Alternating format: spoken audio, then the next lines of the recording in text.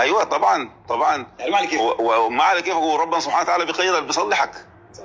يعني تخيل الناس قاعدين في حلقه، واحد غلط ما كلهم بيكونوا ما عارفينها.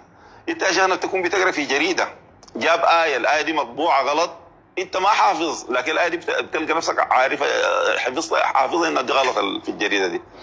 فده من حفظ الله تعالى للكتاب، ودي ذات نعمه نحن نشكر الله تعالى عليها. بعدين الان الكتاب الوحيد الموجود المحفوظ القران، يعني الان ما في انسان حافظ التوراه، ما في، ولا في انسان حافظ انجيل. لو خشيت اي موقع ولا اي قناه جيب ناس بيقروا توراه ولا يقروا انجيل، ما بتلقى زول بيقرا من راسه، ما في، لازم شايل له ورقه يقرا منها.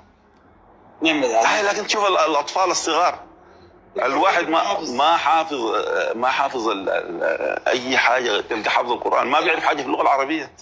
انا دائما بحكي قصه شيخنا عبد الرشيد الصوفي، زي ما قلت لك قبل كده، قال كانوا في مسابقه جاهم طالب ولد صغير من طاجكستان، قال عمره 13 سنه. لما يقدموا اسمه وهو بيجي اثناء ما هو ماشي من وراء الكواليس بيعرفوا به، فالزول اللي بيعرف قال لي يحفظ 5 قراءات. شيخنا عبد الرشيد الصوفي تكيف جدا.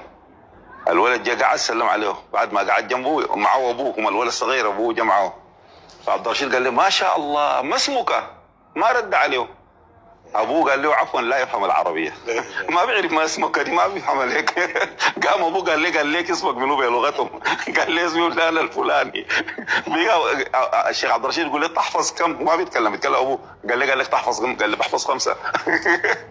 وشوف الايه دي، يعني ايه من ايات الله، دي برا ايه من ايات. اي والله سبحان الله. يعني تلقى، يعني شوف ربنا سبحانه وتعالى القران ده يسره للذكر، ولقد يسرنا القران للذكر فهل من مدكر.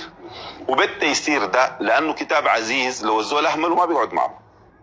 النبي عليه الصلاه والسلام قال تعهدوا القران فانه اشد تفلتا من الابل في عقله طوالي، لانه عزيز، لانه كتاب عزيز ما بيقعد معك، كان مدته حقه ما بيقعد معك. يقول لك من اعظم الذنوب ان ربنا يديك ليه. ايوه نعم، حديث النبي عليه الصلاه والسلام من اعظم الذنوب، ربنا سبحانه وتعالى يديه الايه ينساها، يعني وحدين يتعمدوا. يقول لك سووا شنو يعني؟ احنا قريناه للامتحان. قرينا الامتحان ثاني ما داري الحاجه، بس حق الصلاه ليت وقت الله اداك امسك فيه. يا سلام يا سلام. دكتور، هل الهدايه مكتسبه ولا الانسان كذا ربنا سبحانه وتعالى يسير فيها؟ لا شوف، الهدايه دي من الله جل جلاله سبحانه وتعالى، ايات كثيره جدا في القران الكريم. وعشان كده العلماء بيقسموا الهدايه لقسمين من القران ومن السنه. في هدايه بيان ورشاد، وفي هدايه توفيق وسداد. هدايه التوفيق والسداد دي من الله جل جلاله، ودي قول الله تعالى انك لا تهدي من احببت ولكن الله يهدي من يشاء. دي قول الله تعالى ليس عليك هداهم، انك لا تهدي من احببت، اي لكن الله يهدي من يشاء. دي ما نزلت في ابي طالب. النبي عليه الصلاه والسلام كان احب الناس له عمه ابو طالب، ابغض الناس له وحشي، قتل عمه حمزه. ربنا اراد وحشي يسلم، ابو طالب ما يسلم. لا اله الا الله. عشان ربنا يبين لك. شوف وحشي اسلم، واسلم بعد طبعا ما اسلم خلاص، ما النبي عليه الصلاه والسلام ما بيحمل على احد.